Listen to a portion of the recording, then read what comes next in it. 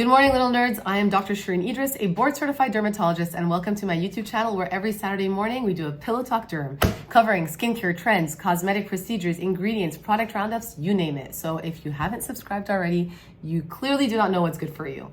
A couple of weeks ago, a new trend came to the market, also known as skin cycling. And a lot of you guys have been asking me for my POV on this matter. But before I jump in, I just want to make it very clear that your skin is not a trend. Your skin is uniquely, inherently yours, and it doesn't care what the trends are. So do not have FOMO, fear of missing out on skincare, if you don't think you can tolerate something. And number two, and this is very, very important, so write this down. Everything great was once new, but not everything new is great. Everything great was once new, but not everything new is great. What does that mean? I'm a practicing dermatologist. I see patients 5 times a week on average, which is crazy. I see somebody on Monday and I have full days Tuesday, Wednesday, Thursday, Friday. And I'm going to tell you that I am the last person to be the first person to jump on the bandwagon when it comes to new procedures, lasers, skincare, injectables, you name it. Why? Because I believe it's better to take a step back, look at the world on a macro scale, see how people are responding to things, see how providers and doctors are doing things to really learn the nitty-gritty of procedures and products before I jump in and give my opinion, or before I jump in and do it to my patients. Because tried and trues are tried and trues for a reason. They stand the test of time. You do not want to subscribe to a one-hit wonder. So this leads me to skin cycling. Skin cycling is a coined term by my fellow board-certified dermatologist, Dr. Whitney Bowe, and I applaud her for coining this term.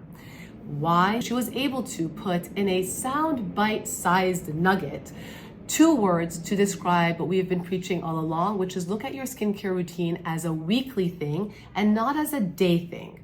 When you are looking at your skincare routine, you are looking how to incorporate various ingredients over the course of a week to minimize inflammation. Why do you want to minimize inflammation? Because inflammation is the worst thing that you could do for your skin. It can lead to premature aging, breakdown of collagen, looking ruddy. Basically, everything you're spending all of your money, time, and effort on skincare is happening if you are inflaming your skin. So I applaud her for really creating this coined term. What did she mean when she came up with skin cycling? She basically distilled it into 4 days. Day 1 is exfoliate, day 2 is retinol, day 3 and 4 are recovery days where you really just want to hydrate and moisturize and repair your skin. Do I love the idea of skin cycling? Oddly, no, because it dumbifies it way too much. What does that mean?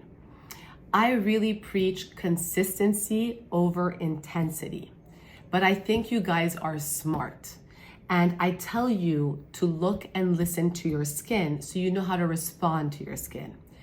By just coining the skin cycling term and really simplifying it to 4 days, you're only getting an exfoliating acid and a retinol 1 to 2 times a week each.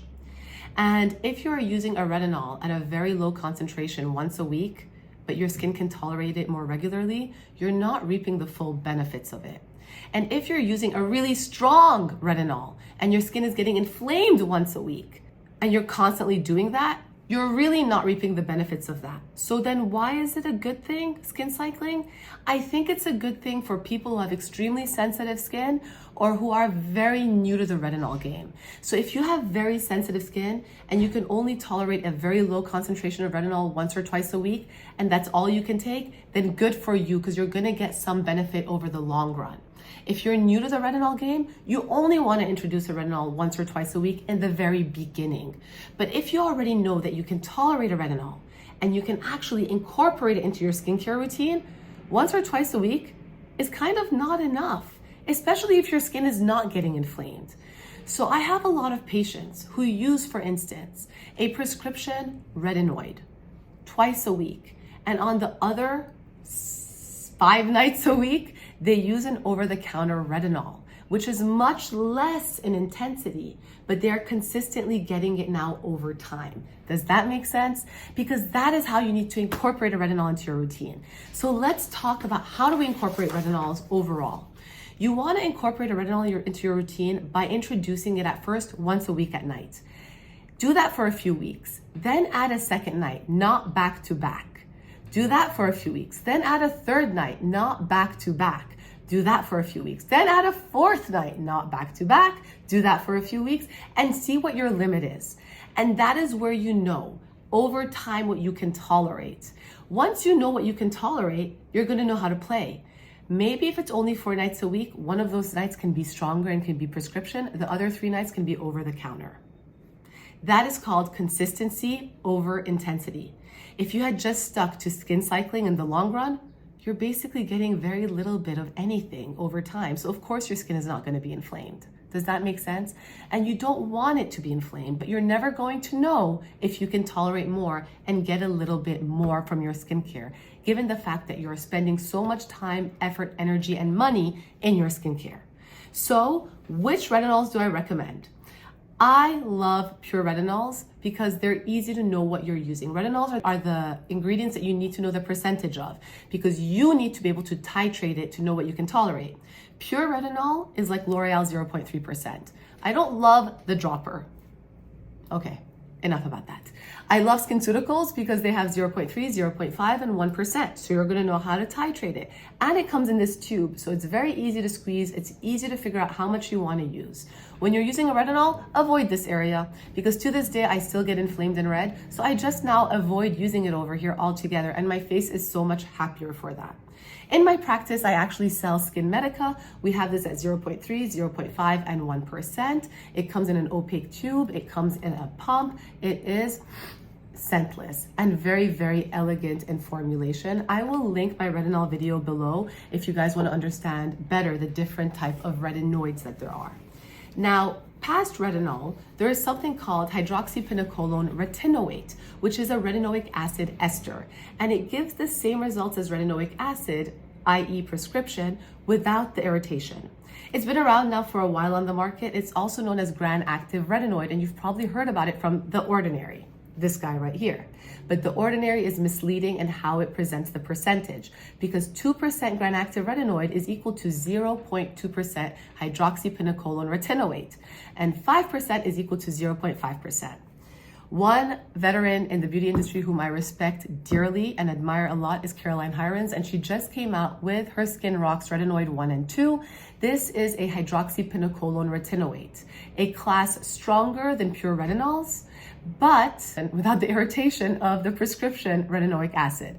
She has 2 versions, an entry level and a retinoid 2, the one I have over here. The entry level is 0.2%, which is equal to the 2% ordinary. This one is the 0.5%, which is equal to the 5% ordinary.